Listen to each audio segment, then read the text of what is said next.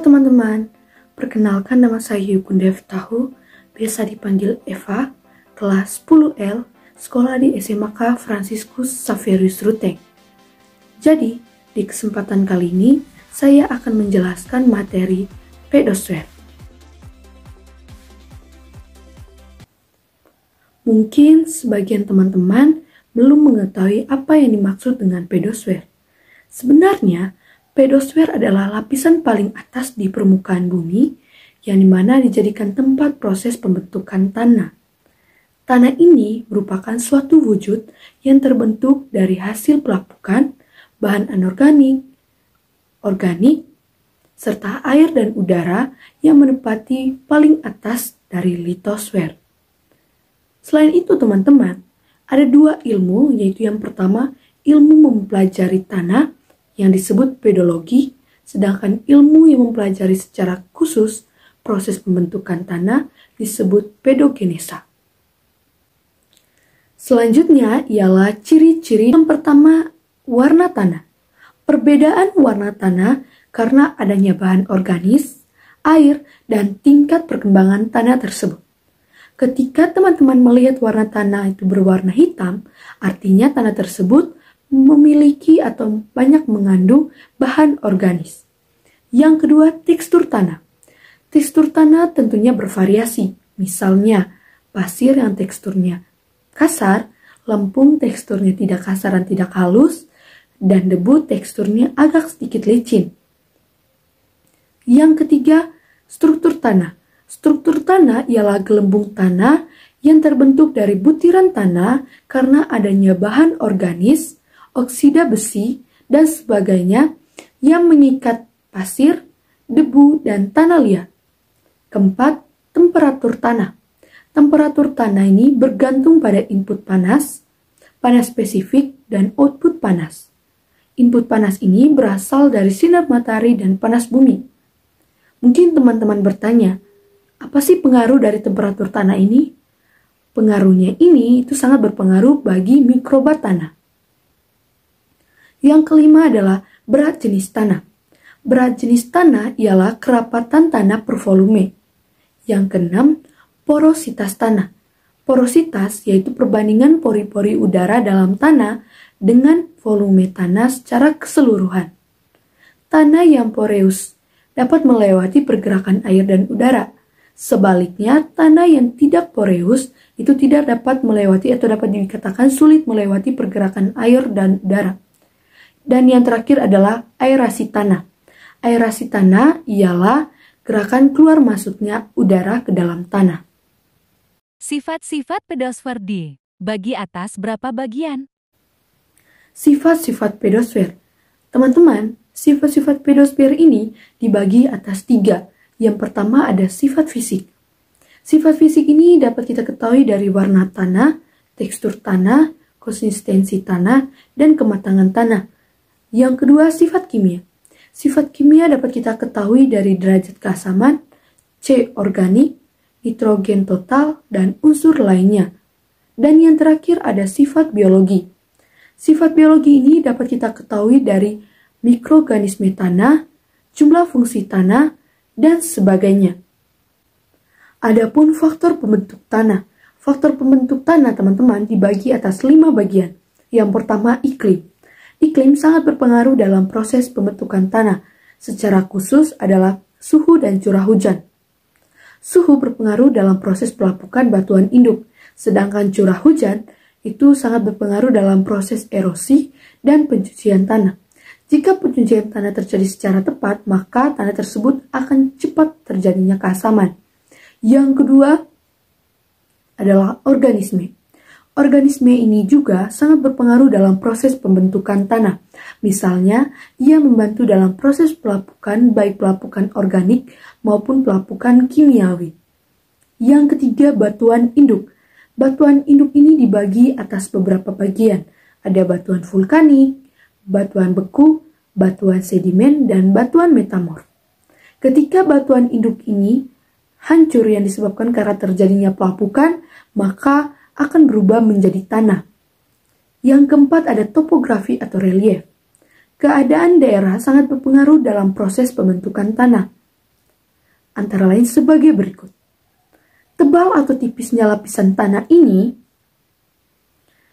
daerah yang memiliki topografi yang miring dan bukitnya, kemungkinan lapisan tanahnya akan berkurang karena disebabkan oleh erosi. Sedangkan daerah yang memiliki topografi datar, itu besar kemungkinan juga lapisan tanahnya akan bertambah karena disebabkan terjadinya sedimentasi. Yang kedua ada sistem pengaliran. Daerah dengan sistem pengaliran yang jelek itu dapat menyebabkan air itu tergampung atau dapat dikatakan air itu tergenang yang menyebabkan tanah akan menjadi asam atau tanah tingkat keasamannya itu sangat tinggi. Yang kelima adalah waktu. Tanah ini adalah benda alam yang terus-menerus berubah yang disebabkan karena terjadinya pelapukan dan pencucian tanah yang terjadi secara terus-menerus. Tingkat tanah ini juga berubah, ada yang tingkat tanah muda, tanah dewasa, dan tanah tua. Berikutnya ialah struktur lapisan pedosfer. Struktur lapisan pedosfer ini terbentuk dari horizon-horizon. Yang pertama ada horizon O. Horizon O ini adalah horizon ataupun lapisan yang terbentuk dari sisa-sisa tanaman karena adanya proses penguraian. Yang kedua ada horizon A. Horizon A ini adalah horizon yang terbentuk dari bahan organik serta mineral yang dapat menyebabkan warna tanah menjadi gelap. Yang ketiga, horizon E. Horizon E ini dapat disebut sebagai lapisan evaluasi karena pada lapisan ini terjadinya proses pencucian tanah yang dapat menyebabkan kadar serta mineral tanah menjadi rendah. Pada lapisan ini, tanah dapat diidentik dengan tanah yang berwarna terang. Yang keempat ada horizon B. Horizon B adalah horizon yang terjadi proses pengendapan. Yang kelima ada horizon C. Horizon C adalah horizon yang dimana batuannya masih berbentuk batuan dan belum terjadinya pelapukan atau penghancuran secara nyata. Dan yang terakhir ada horizon R. Horizon R ini adalah horizon yang terdiri dari batuan induk, baik batuan beku, metamorf, ataupun batuan sedimen. Selanjutnya adalah susunan pedosfer. Batuan induk ini dapat menjadi bahan induk, baik batuan beku, batuan sedimen, ataupun batuan metamorf. Ketika batuan induk ini terjadi penghancuran, disebabkan oleh prosesnya pelapukan, baik pelapukan fisik, kimiawi, maupun pelapukan biologis, dapat menjadi tanah. Tanah terbentuk atas dasar 4 komponen. Yang pertama, padatan bahan mineral. Bahan mineral yaitu ada pasir, lempung, dan debu. Yang kedua, bahan organik.